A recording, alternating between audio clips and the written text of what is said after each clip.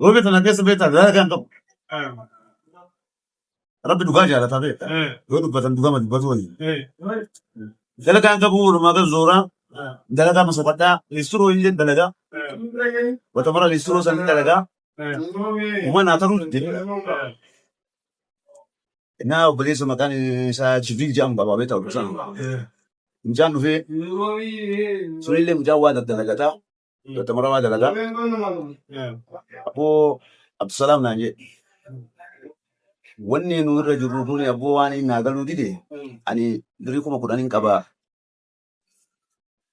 Asiin karaa Liibiyaa kanaan fuuldura deemaa jira.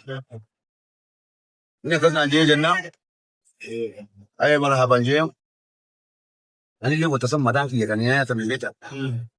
Humna dalagaa naa taraan jirtu kun baraddee barumsaanii waa finnee bakka dhagaame.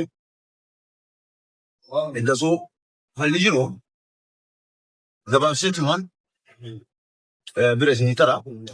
Ani illee deemuu qaba jedhe. Keessi dheeraadha. Gabaabseetu ma deemuu qaba jedhee murteessa. Eegas lafa wayiin qaba jiru. Lafa san kaatu naafinitti ture beekama. Abboo ani illee lafa wayii qaba. Akkana kun kan hin deemte achi beektu. Lafa san gurgurannee walii taatee guyyaa lafa wata san lafti atammaa tanaan jira lasaa beekaa.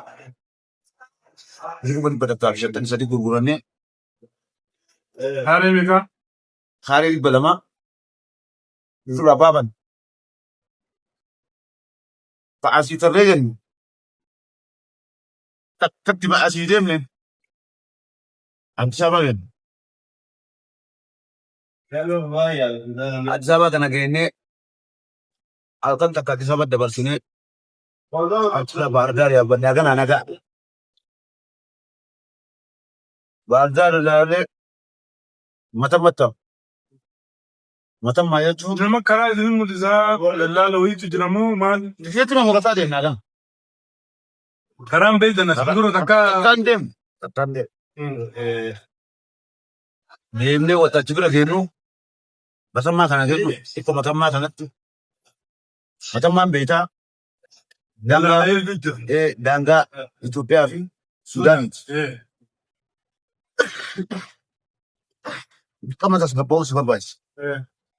Information afuuratu si barbaachisa. Egaa infoo kanaati booda.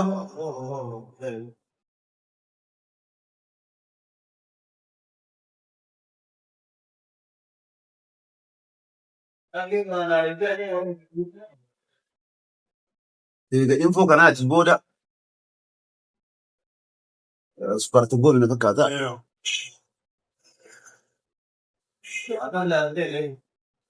Booda. Egaa infoo kanaati booda. Matammaa kana wata kennu. Nuti gaati torban takka. Nuti gaati beekaa. Walli nu keessa jira.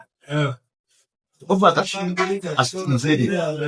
Roobet jecha. Kana namni duubaan as mi'eef gamalee. Kan qabdas.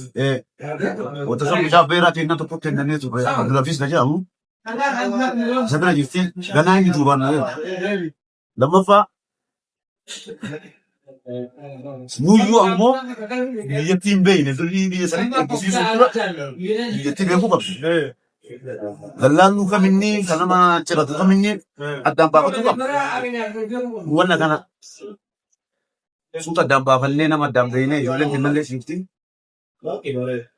Kan nu beeynu takka takka jechaadha. Egaa kanaa booda